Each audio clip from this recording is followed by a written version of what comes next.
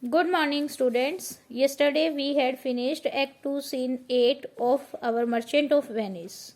And in Act 8, at the end of the Scene 8, we had studied that Salerino and Selenio, they both wanted to make Antonio happy. So they went there. Now, Scene 9 took place in Valmont. As we know that Vesenio has gone to the Valmont to win Portia as his wife. So this scene took place in Valmont. It is a room in Portia's house. There enter Naresha with a servant. Naresha is the maid of Portia. Naresha, quick, I pray thy, draw the curtain straight. The Prince of Aragon hath ta'en his oath and comes to his election presently. Naresha informed to the Portia that quick, hurry up.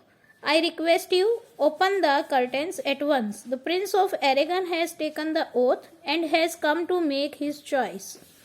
Again the trumpet sounds and enter the Prince of Aragon, Portia and their attendants. Portia, behold there stand the caskets, noble prince. If you choose that wherein I am contained, straight shall our nuptial rites be solemnized. But if you fail, without more speech, my lord, you must be gone from hence immediately. Portia told to Prince of Aragon that, look, these are the caskets, noble prince. If you choose the ones which has my picture, our wedding will be solemnized at once. But if you fail, my lord, you must leave the place immediately without any further talk. That if you choose the right casket, without any delay, we will get married. And if you fail to choose right casket, then you will leave the place immediately without any talk to anyone. Aragon, I am enjoined by oath to observe 3 things. First, never to unfold to anyone which casket it was I choose. Next, if I fail of the right casket, never in my life to woo a maid in the way of marriage. Lastly, if I do fail in fortune of my choice, immediately to leave you and be gone. Aragon replied to the Portia that I am bound by my oath to observe 3 things. He has taken oath for 3 things. That first, if I am never to tell anyone which casket I choose. Prince of Aragon said that I have taken 3 oaths. First oath is that I will never tell to anyone which casket I choose. Second, if I fail to choose the correct casket, never for the rest of my life propose to marry any other lady. If he choose wrong casket, he will never talk to any lady about marriage in the rest of life. And third one, if I make a wrong choice, I must leave at once. That if I choose the wrong casket, I will leave the place immediately. Portia, to these injunctions everyone doth swear that comes to hazard for my worthless self. Portia said that every suitor who comes here to make the choice to win my worthless self takes an oath to abide by these conditions. That every suitor who present here has taken these type of oath. Now Aragon replied to Portia, and so have I addressed me, fortune now, to my heart's hope, gold, silver, and base lead. Who chooseth me must give and hazard all he hath. You shall look fairer ere I gave or hazard. What says the golden chest? Let me see. Who chooseth me shall gain what many men desire. What many men desire? That many may be mint by the fool multitudes that choose by show, not learning more than the fond eye doth teach, which prize not to be interior, but like the meritlet, builds in the weather on the outward wall, even in the force and road of casualty. Aragon told that I have agreed. May fortune now favor me in the desires of my heart. gold, silver and common lead casket we have. And on lead it is written that whoever chooses me must give and risk all he has. Lead must appear as attractive before it makes me risk anything. That it is not so attractive that I will risk anything. What does the gold casket say now? Let me see. He who chooses me shall gain what many men desire. It was written on the golden casket that the person who chooses me will gain what many men desire. It says what many men desires. Many may mean the foolish majority who chooses only by the external appearance, not knowing more than their foolish eye, not knowing who choose only by the external appearance, not knowing more than their foolish eye can show them, for such an appearance cannot go below the surface of things.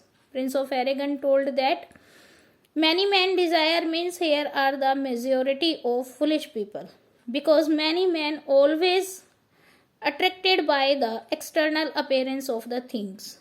They cannot see the eternal quality of the thing. They only see the things which their eyes show them. And I am not included in the majority of foolish person. It is like the swallow which builds its nest on the outer wall, open to disaster and in the very path of danger. I will not choose what many men desire, because I will not act according to what common men choose and put myself on the level of the ignorant and the foolish. That I will not go with the golden casket, because I am not like the common man. So I will not go according to the common man's choice, because it is not my level. I am not a foolish person. After that he said that, why then to thee, thou silver treasure house, tell me once more what title thou dost wear. Who chooseth me shall get as much as he deserves. And well said, to for who shall go about to chosen fortune and be honourable without the stamp of merit, let none presume to wear an undeserved dignity. Oh, that estate, degree and offices were not derived corruptly, and that clear honour were purchased by the merit of the wearer. How many then should cover that stand bare? How many be commanded that command? How much low peasantry would then be gleaned from the true seed of honour, and how much honour picked from the chaff and ruin of the times, to be new varnished? Well, but to my choice, who chooseth me shall get as much as he deserve. I will assume desert. Give me a key for this, and instantly unlock my fortune here. Next he read the inscription written on the silver casket. He said that, then I turn to you, O precious silver casket. Tell me again what inscription is on you. Whoever chooses me will get as much as he deserves. And he said that, Prince of Aragon said that, it is a well said, because who will try to cheat fortune and win something without merit? Let no man wear the garb of dignity which he does not deserve. Prince of Aragon told us that we should not give the opportunity to the person who really does not deserve that.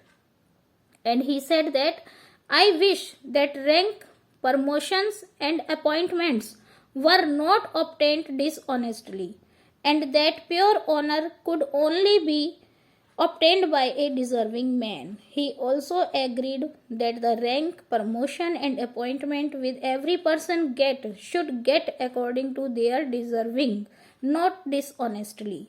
There are many who should cover their heads out of respect to their superiors, but still they stand bareheaded. Means the person to get any opportunity, they respect to their seniors, but they have nothing, they have no quality. How many would have to obey orders who are now giving orders? How many low-ranking people would be separated out from the ranks of the truly honorable? That only to dishonestly, if any person choose, many people are there who get the opportunity which they do not deserve really. how much true honor could be recovered from the worthless rubbish of life to be given its original brightness. Well, as for my choice, who chooses me will get as much as he deserves. I shall take up that which I deserve. He said that I want to go with the silver casket because I really deserve it. Give me the key of this casket and unlock my fortune without delay. And Prince of Aragon opens the silver casket. Portia. Too long a pause for that which you find there. Portia said that you pause too long for one who has found good fortune. Aragon. What's here? The portrait of a blinking idiot, presenting me a scandal. I will read it. How much unlike art thou to Portia? How much unlike my hopes and my deservings? Who chooseth me shall have as much as he deserves. Did I deserve no more than a foolish head? Is that my prize? Are my deserts no better? Aragon then opened the silver casket. He said, what is here? The portrait of a fool with goggling eyes who offers a written note to me. There was a portrait of a foolish people with goggling eyes, and one scroll was also there. Something was written on the scroll. What was written? He read. How unlike Portia is this portrait? How dissimilar to what I hoped for or what I deserve. Whoever chooses me shall get as much as he deserves. Did I then deserve no more than the head of a fool? Is that my price? Do I deserve no more than this? When he opened the paper, it was written that Portia is not similar to this portrait. And the Prince of Aragon asked by himself that I deserve this much only, and that it is this my price.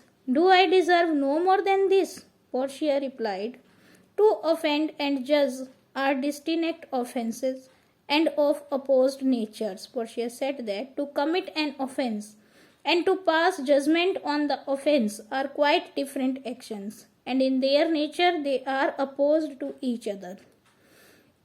That to make any offence and to give judgment for the offence, both are different. Aragon, what is here? Something was written there, and he reads. The fire 7 times tried this, 7 times tried that judgment is, that did never choose amiss. Some there be that shadow kiss, such have but a shadow is bliss. There be fools alive, I wish, silvered over, and so was this. I will ever be your head, so be gone you are sped. Still more fool I shall appear by the time I linger here. With one fool's head I came to woo, but I go away with 2. Sweet adieu, I will keep my oath, patiently to bear my wrath. Prince of Aragon, read what has written on the scroll. And it was written, this metal was tested 7 times by fire. A judgment similarly is tested 7 times if it has never to go wrong. Some people chase shadows and get only an appearance of happiness. There are some foolish men who are disguised by the silvery hair of old age. So was this casket disguised with a covering of silver. The fool's head will always be your head, irrespective of which wife you take. You may leave now, your chance is over. It was written there that silver metal should be tested 7 times by the fire. And in the same way, to take a judgment to win Portia as his wife also tested 7 times, so that it may no go wrong. And he said that some people, they only defeat the shadows and become very happy that we had defeated someone. Here are some foolish men who always look at the silvery hair of the old age and become happy that we are experienced. So this casket also covered with the silver covering only. The fool's head will always be your head, and now you may leave this place immediately as your chance is over. Prince of Aragon spoke, if I stay longer here, I will appear a bigger fool. I came to win Portia with one foolish head, but I return with two. Farewell, dear lady, I will keep my promise and patiently suffer my misfortune. Prince of Aragon said that when I came here to win Portia as my wife, I have only one foolish head, that is mine. Now I am going back with two foolish heads. One is mine and second is in the scroll. Farewell, dear lady. I will keep my promise and I will expect my misfortune.